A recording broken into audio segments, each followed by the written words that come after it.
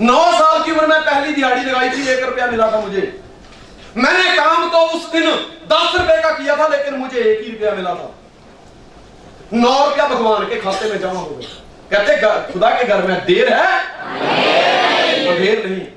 काम तो मैंने 10 रुपए का किया था, लेकिन मिला 1 ही रुपया। उसके बाद मैंने फॉरेस्ट डिपार्टमेंट में मजदूरी की। टोकरे में अपने वजन से ज्यादा पेड़ उठा के यहां से वहां तक लेके जाता था, और वहां पेड़ लगाते भी थे हम खेतों में, जंगलों में। दोस्त, उस टाइम 16 रुपया रेट होता था एक मजदूरी। दिहाड़ी जो थी, 1 डे की labour is equal to 16 rupees. और जब पैसे देने की बारी आई, काम 16 रुपए के लिए मैं करता था, लेकिन दोस्त हकीकत यह है कि उस टाइम मैं काम 100 रुपए जितना करता था। लेकिन मुझे जब पैसे देने की बारी आई उनकी, तो मुझे 8 रुपया दिए गए। कहते तुम अभी बच्चे हो, तुम्हें बॉय रेट मिलेगा। 100 रुपए का काम किया, दिहाड़ी 16 रुपए थी, लेकिन मुझे मिले 8 रुपया। 92 रुपए, 92 रुपए भगवान के खाते में जमा हो गए। पर कहते हैं खुदा के घर में देर है। उसके बाद मैंने वर्कशॉप में काम सीखा। जब मैं काम सीखता था तो मुझे महीने के, आप मानते हैं कितना खर्चा मिलता था? At the end of the month मुझे 25 रुपया जेब खर्चा मिलता था। 25 रुपया खाना पीना सेठ दे देता था। खुद ही बाजू में ही चक्की थी, सब्जी की दुकान थी। कहता यहां से आटा ले लो, यहां से सब्जी ले लो। उस समय 2 रुपया किलो गोभी होती थी, 50 पैसे किलो आलू आते थे। 94 की बात कर रहा हूं मैं।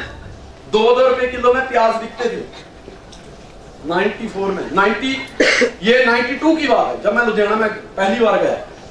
दोस्त, 25 रुपया महीने की मजदूरी मिलती थी मेरे को, जेब खर्चा।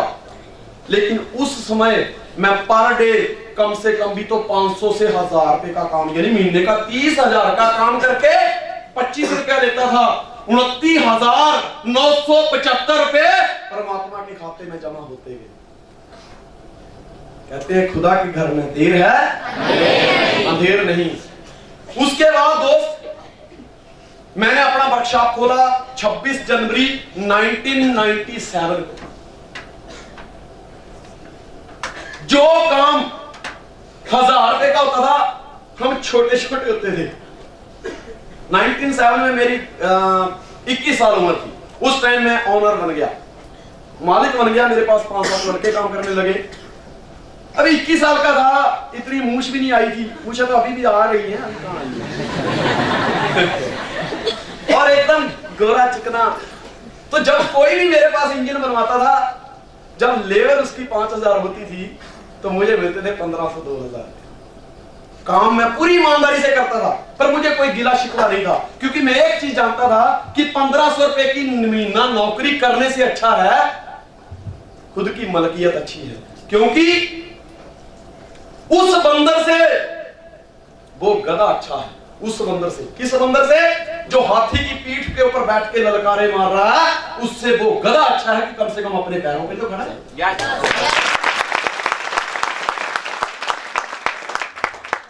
क्योंकि हाथी जब नीचे से निकल जाएगा तो गिदड़ बंदर वो फिर नीचे आ जाएगा, लेकिन गधा तो गधा फिर भी कम से कम अपने पैरों पे खड़ा है, उससे ऊंचा रहेगा। तो दोस्त, बाकी के जो 5000 की लेबर के बदले जब 1500-2000 रुपया मिलते थे, तो 3000 रुपया भगवान के खाते में फिर जमा होते गए। भगवान मुझे बार बार मौका देता गया, लेकिन मैंने कभी जिंदगी में सच्चाई का साथ नहीं छोड़ा कि नहीं, सच में जो कुछ है वो झूठ में नहीं। परमात्मा की कृपा हुई, परमात्मा ने देखा यार संजय दिमान तेरा तो इतना बैलेंस मेरे पास हो गया है, अब मैं इसका क्या करूं? तो भगवान ने सद्बुद्धि बख्शी, और मैं बड़ा जिद्दी था। मेरी एक आदत है, जब मेरे कदम आगे निकल जाते मैं पीछे मुड़ के नहीं, तो अपनी कहानी कृष्ण जैसी है, जो नगरी एक बार छोड़ दी वापस नहीं जाते उस नगरी में। दोस्त, भगवान ने देखा कि इसको अब वक्त आ गया है, इसका जो बैंक बैलेंस जो इसने मेहनत करी है ईमानदारी से, उसका ब्याज सही तो लौटाने का वक्त आ गया है। दोस्त, मेरी वाइफ को बीमार कर दिया, इतना बीमार कर दिया कि मेरे पास जितना बैंक बैलेंस था जीरो हो गया, और मैं अर्श से फर्श पर, छोटा बच्चा सामने, वाइफ को हिमाचल छोड़ दिया, फिर दोनों भाई मेहनत करने लगे। आफ्टर 3 मंथ वाइफ का फोन आया, कहती एक जस्ट बात करनी है। मैं कहा मेरे पास टाइम नहीं है। कहती टाइम तो मेरे पास ही नहीं है, इसलिए तो बुला रही हूं। गया और उस टाइम उस अंधेरी जिंदगी में एक मशाल बन के आई मेरे लिए ड्यूस ऑफ ओवरसीज।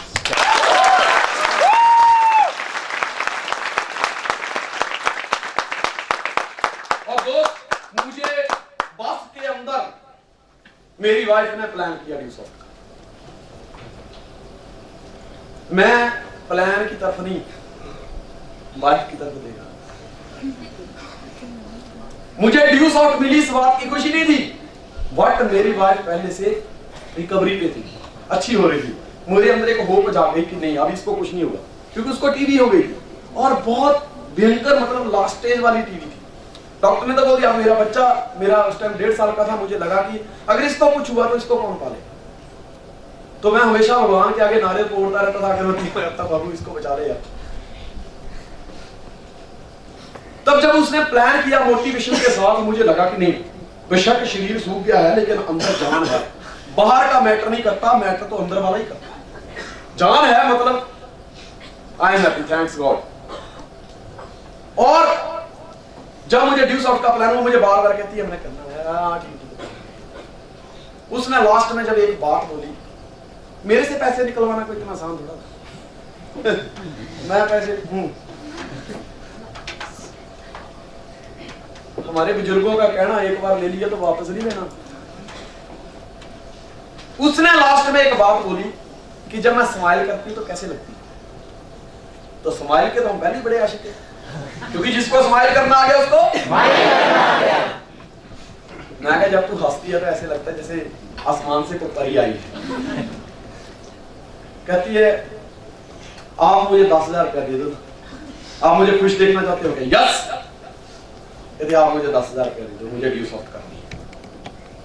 जब उसने ये बात बोली कि आप मुझे 10,000 रुपया दे दो, आप मुझे खुश देखना चाहते हो, मैंने कहा यस। कहती मुझे 10,000 रुपया दे दो, मैं ड्यूस ऑफ करनी है। मैंने भी स्माइल पास कर दी। मैं कहा डार्लिंग, अगर 10,000 रुपये से तुझे खुशी मिल सकती है, एक बार नहीं मैं 10 बार कुर्बान करने।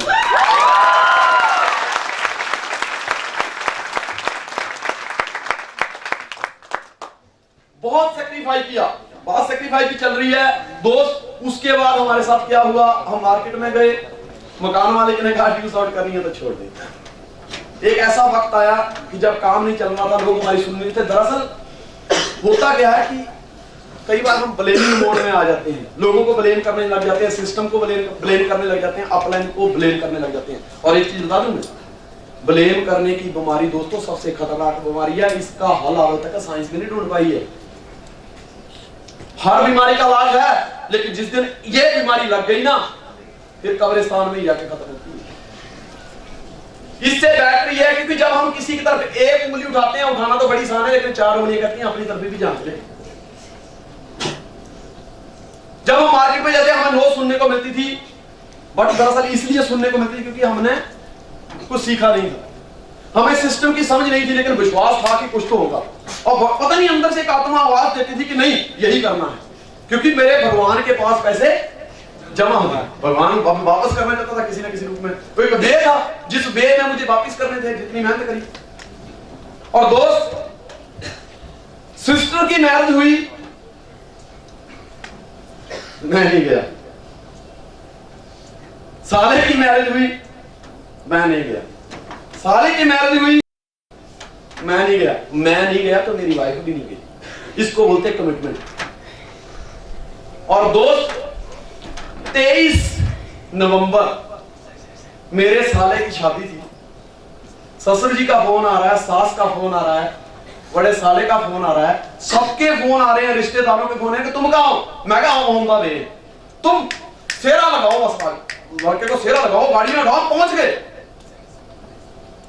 दोस्त, 23 नवंबर को उसकी बारात गई और 24 नवंबर को हमने दोनों ने सुबह फ्लाइट पकड़ी और बालाघाट पहुंचे।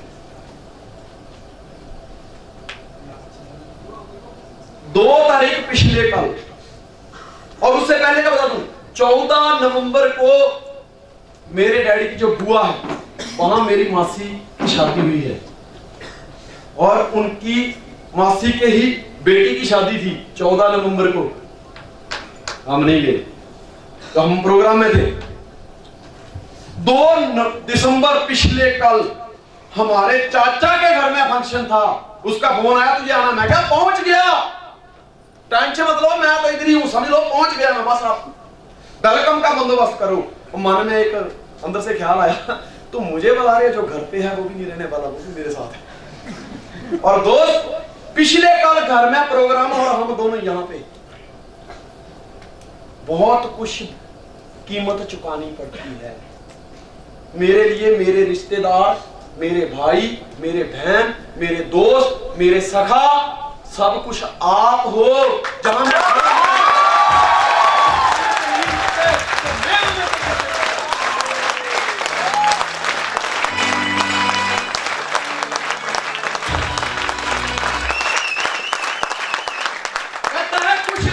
कुछ रोते में कट गई, कुछ आहों में कट गई, कुछ रोने में कट गई, कुछ आहों में कट गई, और कुछ मोहब्बत में कट गई, कुछ गुनाहों में कट गई। मंजिल पे पहुंचने वाले मंजिल पे पहुंच गए, रास्ते बदलने वालों की तो राह में ही कट गई।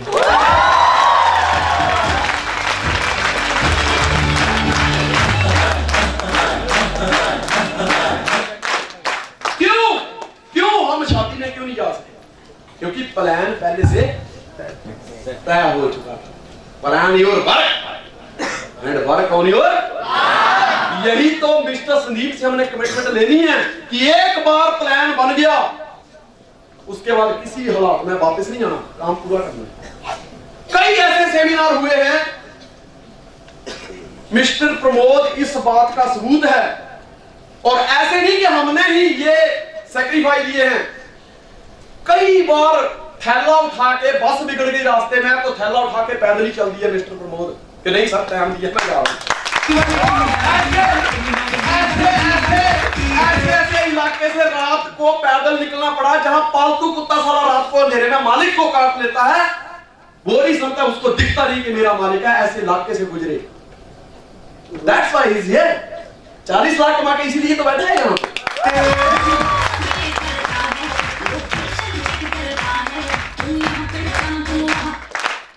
भोपाल में कॉलेज और रात को दोस्त, एक बार सेमिनार था, 2 दिन का वर्कशॉप था भोपाल में, नहीं 2 दिन का था, छिंदवाड़ा में जब पिछली बार प्रोग्राम लगा था 2 दिन का।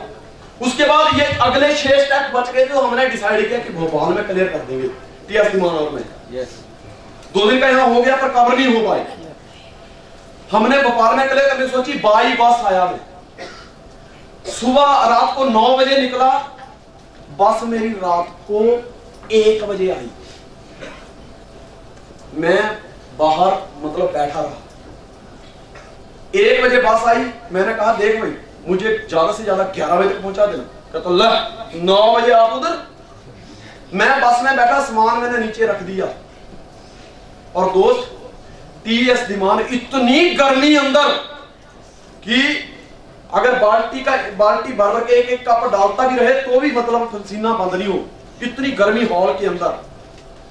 और घड़ी घड़ी कह रहा है यार मेरी जान निकल रही है, तो जितना प्लानिंग करके आया था वो भी खत्म होने लगा, अभी और कहां से लाऊं। तुम देखो दिमान साहब है कहां, ये मुझे फोन कर रहे हैं, मैं कहा अभी रास्ते में हूं। ड्राइवर को पूछता कहता पहुंच जाएंगे, टेंशन क्यों लेते हो। दोस्त 4 बज गए, कितने 4, और मैं 30 किलोमीटर पीछे, गाड़ी का डीजल खत्म हो गया से लेके आ रहा है। और जब मैं गाड़ी में से